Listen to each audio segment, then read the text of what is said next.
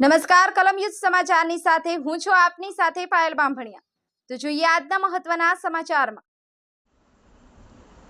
Bharuch sub jail ખાતે પ્રજાપિતા બ્રહ્માકુમારી ઈશ્વરીય વિશ્વવિદ્યાલય ભરૂચ દ્વારા રક્ષાબંધનની ઉજવણી કરવામાં આવી હતી।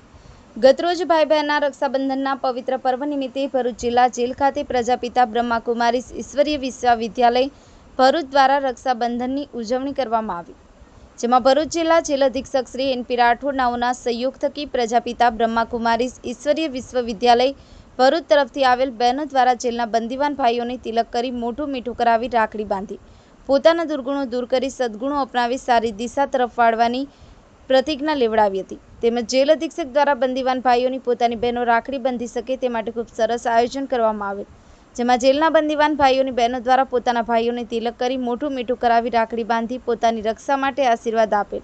તે સમયે ભાઈ બહેન વચ્ચે લાગણીસભર દ્રશ્યો જોવા મળેલ હતા। સફીક બાપુ, કલમ યુદ્ધ સમાચાર, આમોદ।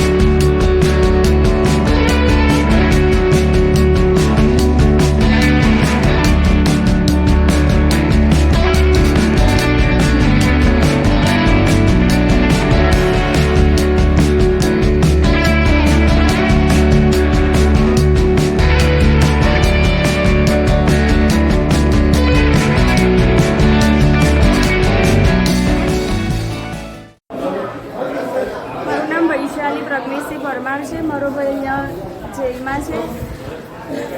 દુનિયામાં બહુ બધા સંબંધ છે, પણ સૌથી પવિત્ર અને સારો સંબંધ એક ભાઈ બહેનનો સંબંધ છે, જે આજના દિવસે દરેક બેન પોતાના ભાઈની રક્ષા માટેને રાખડી બાંધે છે।